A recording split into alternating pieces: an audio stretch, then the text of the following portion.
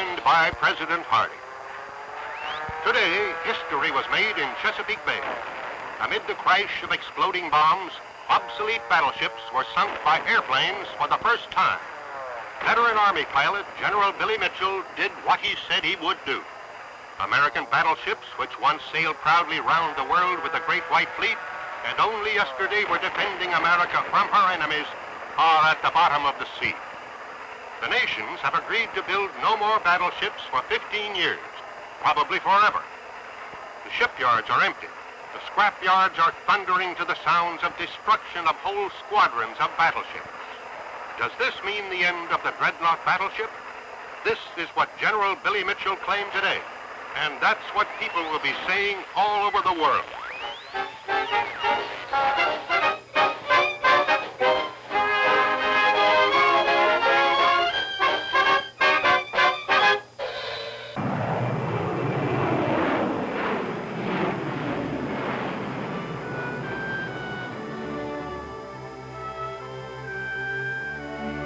More than 4 decades have passed. Men have fought and died on land and in the air. On the sea, too, a new generation of battleships have fired their guns in anger again and again, have triumphed and then disappeared from the oceans. This is a battleship grave, a memorial to an era of magnificence. The silence that hangs like a pall over these dreadnoughts holds many memories of combat. At present, the big guns are silent, and this symbol of fierce and stately power lies still.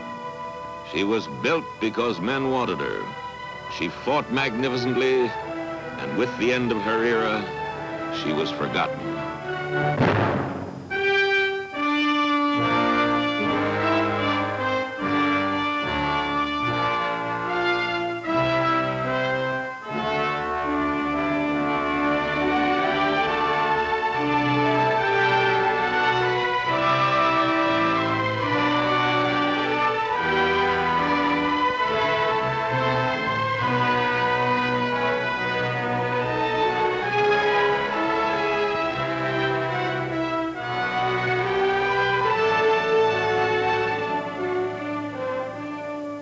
Here lie 3 of the last and greatest of this super breed of fighting ship, waiting for perhaps one more call to duty. Their names are Iowa, Wisconsin, and New Jersey. Their home through these lost years, a remote pier in the Philadelphia Navy Yard.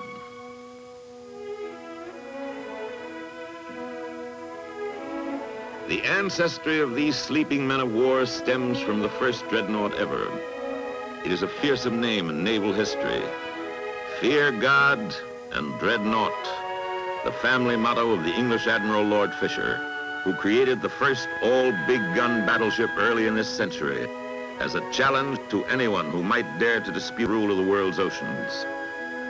Now these American dreadnoughts look back on the honorable record of their ancestors, with names like Valiant and Warspite, Michigan, Texas, and Tennessee. The nations of the world built 175 of them at a cost of countless billions. They met their ends in various ways. In combat, blasting to pieces each other's steel hulls, or were sent to the bottom by mine, torpedo, or bomb, or they were broken up in times of peace and national economy. Their rusting, mud-shrouded skeletons litter the beds of the Atlantic, the Pacific, the Mediterranean, the North Sea. In less than the lifetime of a sailor, they had all gone, all but these few kept in reserve, or as mammoth and melancholy memorials to their former greatness, and to a vanished age before missiles and jets deprived the world's armories of nobility.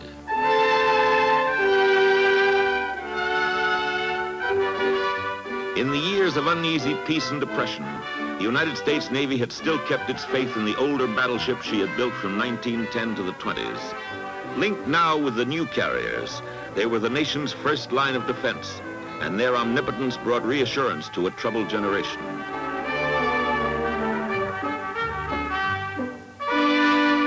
In a stately line of steel towers and artillery, They signal to the world their power to deter any future enemy. The funeral pyre of Pearl Harbor changed all that. War brought together the old veterans with a new generation of bigger-than-ever dreadnoughts, graceful, swift, invulnerable. The big gun was still needed. There were 10 new ships in all, the greatest concentration of artillery the world had ever seen.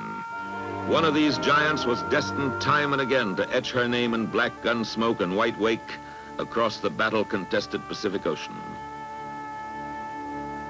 And be with us who follow his leadership, that our loyalty may never be slack, and our courage never wanting. Especially in the day of battle, be close to us. We do not pray for easy lives, but we do pray to be stronger men. We do not pray for tasks equal to our powers, but we pray for powers equal to our tasks. Amen. A dispatch from the Vice Chief of Naval Operations to the Commandant of the 4th Naval District. The Commandant is authorized to place in commission the United States ship New Jersey, the Navy Yard, Philadelphia, May 23rd. In accordance with the foregoing authority, I now direct the New Jersey be placed in commission.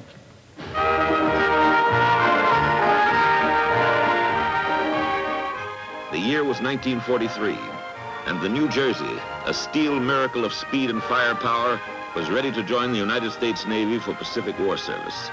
Her gun crews were behind armor 16 inches thick. There was 17-inch steel over other vital parts of the New Jersey. Her 16-inch guns could hurl 2,700-pound shells 23 miles with unerring accuracy. More than 100 lighter guns could blast any raider out of the skies, and she was strong enough to resist the worst the enemy could throw at her.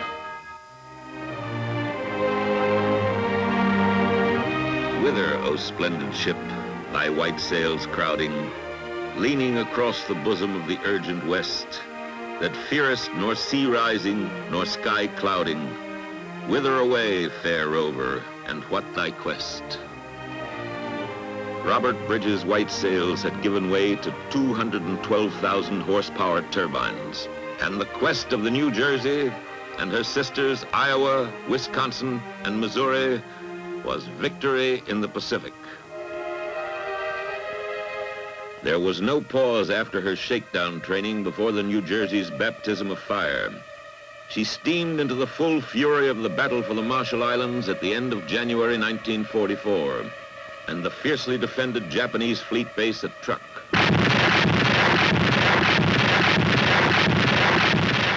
Her great guns created devastation ashore. Her 5-inch, 40 and 20 millimeter artillery stamped the sky with hectic patterns of dark puffs and streaked it with arching tracers.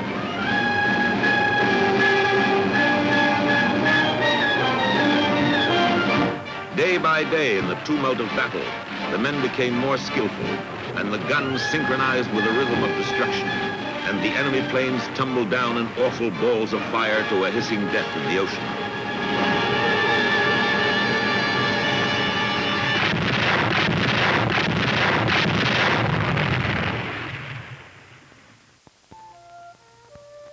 From Kwajalein to Truk, from Ponape across the equator to New Guinea, from the damp chill of a north wind to the feverish heat of the southern Philippines, the officers of the New Jersey once lived off duty in this wardroom, talking of the routine problems of the day, or maybe that big shoot when the brown stain of their shell bursts had all but screened off the island of Guam before the invasion craft went in. Or what the captain had said when that kamikaze grazed the foremast and exploded 50 yards off the port bow. Through the tedium, the discomfort, the frequent sharp dangers, there was the talk, and from it grew the bonds which secure the friendships of fighting men.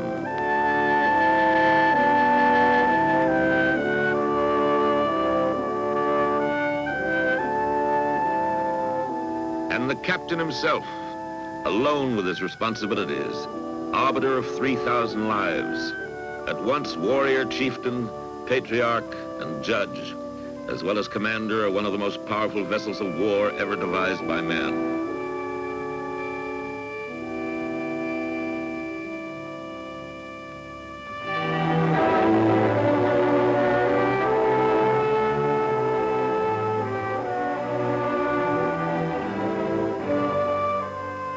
price of the battle stars earned by the New Jersey and her sister battleships was paid in the lives and injuries of good American sailors and the sorrowing of wives and families. Blood had flowed in every combat at sea since Actium. Only the nature of war at sea had changed, and the role of the battleship with it.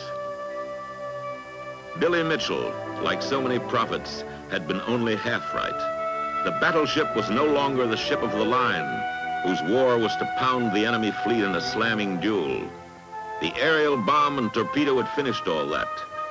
She was a near impregnable steel fortress with great guns to strike with weighty high explosives at land targets and small guns to clear the skies for the new queens of the Navy, those floating airfields, the carriers, upon whom the battleship depended for her own survival.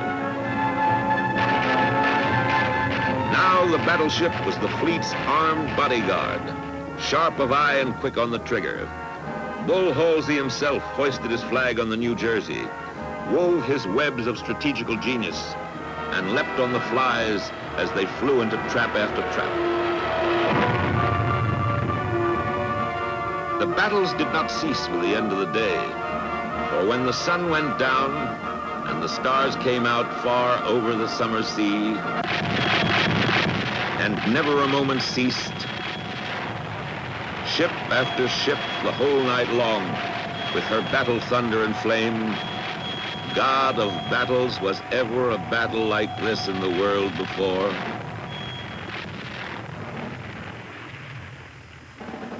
It was the summer of 1945.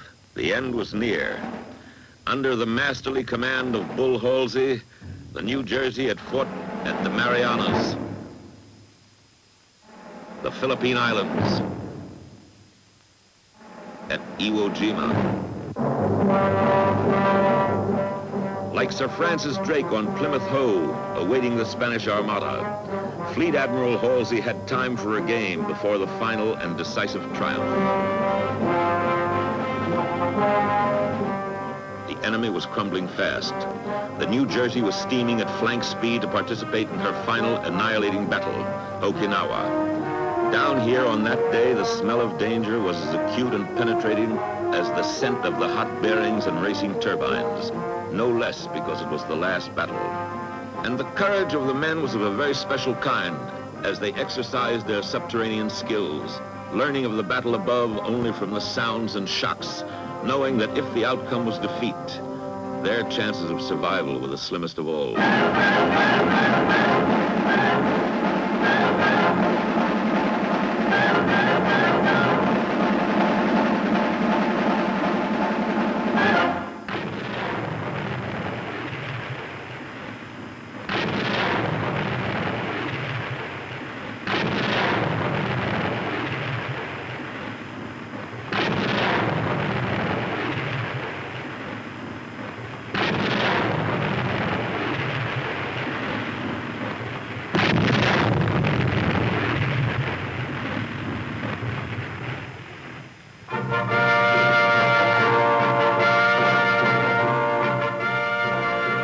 These brave men of the New Jersey survived, and after that last battle, they raced up from the darkness of war into the dazzling light of victory to join those who had worked the guns.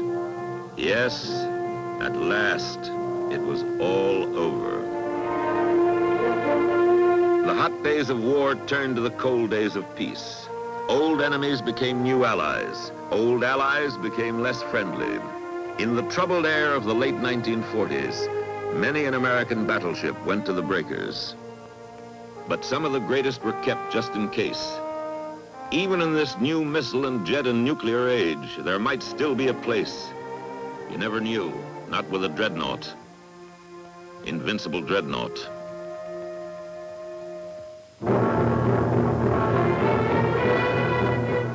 Suddenly, the New Jersey's big guns were needed again.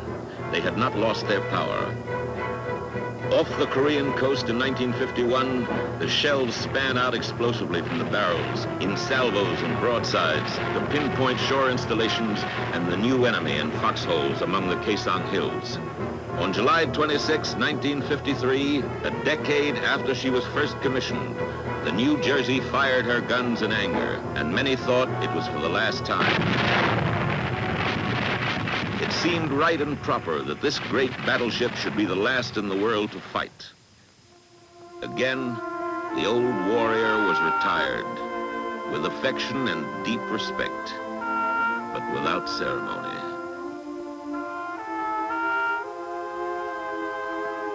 One more decade passed in the life of the New Jersey.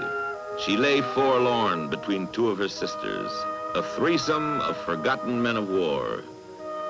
Through winter snows and gales, the unfulfilled promise of every spring, the heat of summer and the renewed melancholy of autumn, the New Jersey still floated, her guns trained fore and aft in the posture of peace.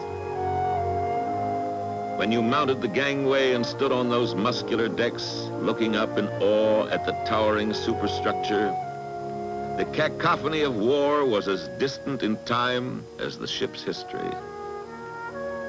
Now there was only the cry of wheeling gulls and the squabble of pigeons about their nests in the funnel tops. With the touch of a late fallen leaf, a fragment of peeled paint falls to the scarred deck. And yet, here was where sweating gunners beat each other's backs and cried joyful obscenities when that kamikaze had hit the sea just forward of midships. And here, aft on the port side, was where that North Korean shell hit and killed. And this is where Bull Halsey played his last game of deck tennis. I'll bet he won that too. It was so old a ship, who knows, and yet so beautiful. I watched in vain to see the mast burst open with a rose, and the whole deck put on its leaves again.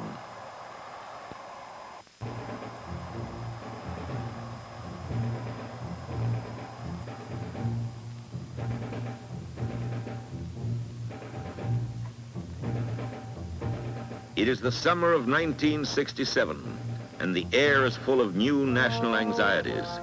The New Jersey is suddenly alive again, throbbing to the activity of dockyard workers who have come to prepare the old warrior for sea.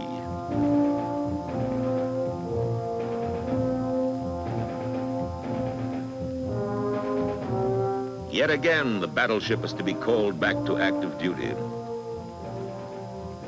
In August, the New Jersey is detached from her old consorts and drawn in slow dignity from her berth into drydock. Neglected for 10 years, she is again the center of attention.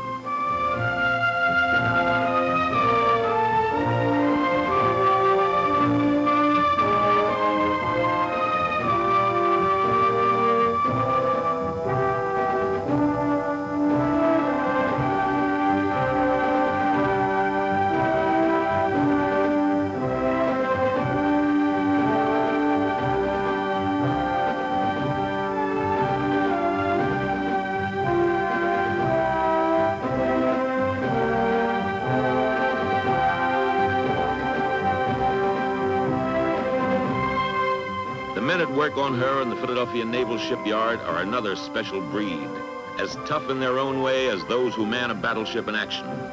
They are all-weather men who can work high above the deck in winter like a mariner furling a windjammer's topsail, or deep in the chill bowels where it's as dark and claustrophobic as a Pennsylvania coal mine.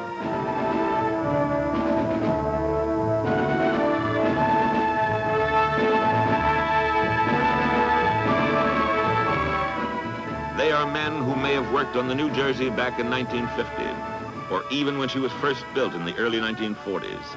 They all know her, and now with their expertise and strength, they come on board again to graft their wondrous computers, sophisticated communications, modern lighting and air conditioning onto the complex structure and organs of the battleship.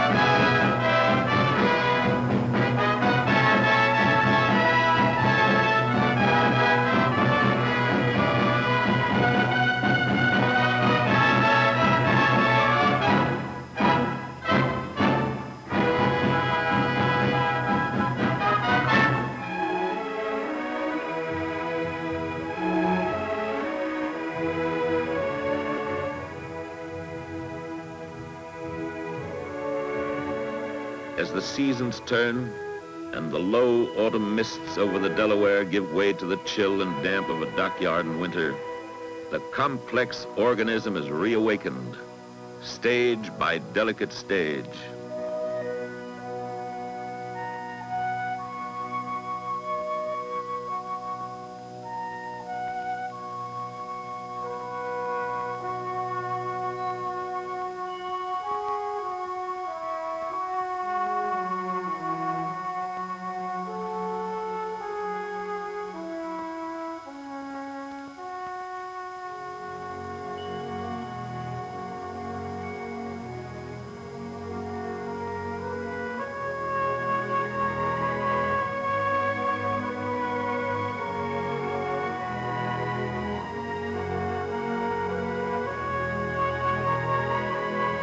New life comes to the ship as her crew gathers, some fresh to battleship service, others who've known it all before.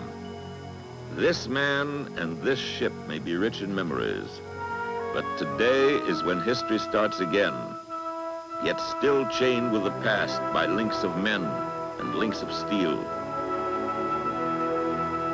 On the New Jersey, men like this fought and saw others fall 24 years ago. And 17 years ago. And now perhaps they may endure it all again.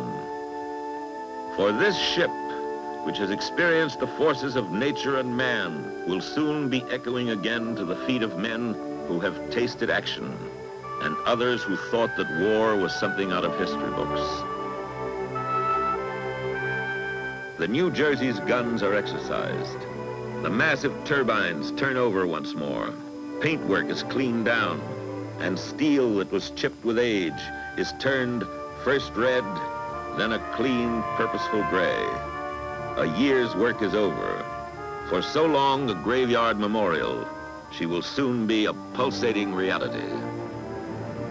Main control, stand by to answer all bells. Take in all lines. All right. Dennis, clear the ship, sir. Underway. First time I've seen that fantail clear in 4 months. Surely the old ship knows that a new dawn is breaking for her. That again, after such a long, long silence, the crisp orders of our new commander are ringing out from her bridge. Dennis stern, sir. Very well. Starboard engine ahead, 1/3. Starboard engine ahead, 1/3. Chart house, read your line. This is a testing time, when 100 specialists must check 1,000 minute perfections. Main control, bridge, the engines seem to be answering nicely. So the New Jersey is off on her trials, at first slowly and gently downriver. One long blast on a whistle.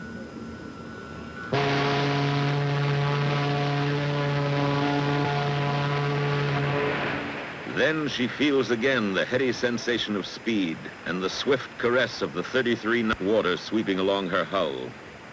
In a few days' time, the Navy and the people will come to pay their homage, and the band will strike up in joyful unison with the cheers at her recommissioning.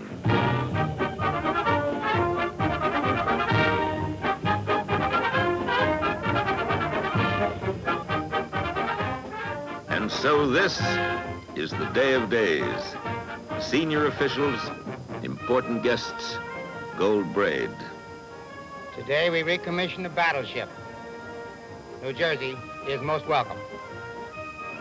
A touch of the formality, the pomp, and the color the New Jersey deserves to celebrate the start of a new life.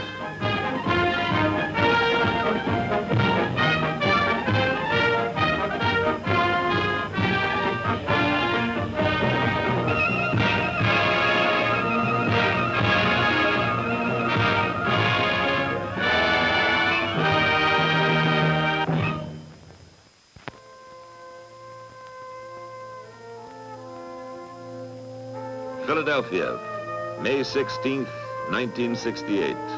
A cold, steel gray dawn. Just a quarter of a century since the New Jersey first sailed away to war. The last act has been played. There remains only the finale. Her stage is the boundless ocean, her true element. where all the great roles in her long and dramatic life have been enacted. Released at last, she seems to cry out in triumph, "I am going to sea again, to sea, to sea." And from across the water comes the anguished echo from the dreadnought's forgotten sisters.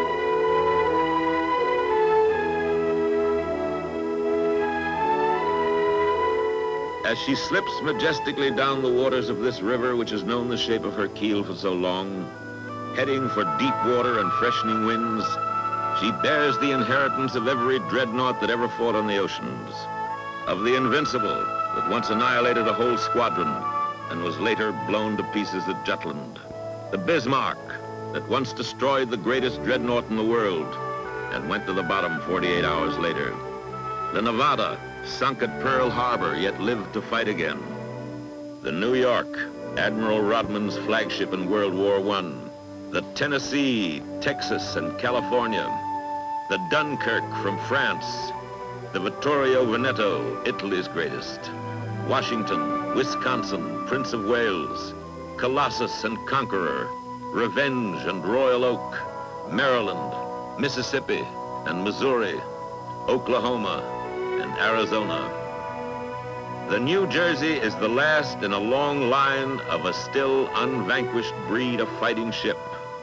New Jersey, noble American dreadnought, born on American soil, bred in a century of combat at sea.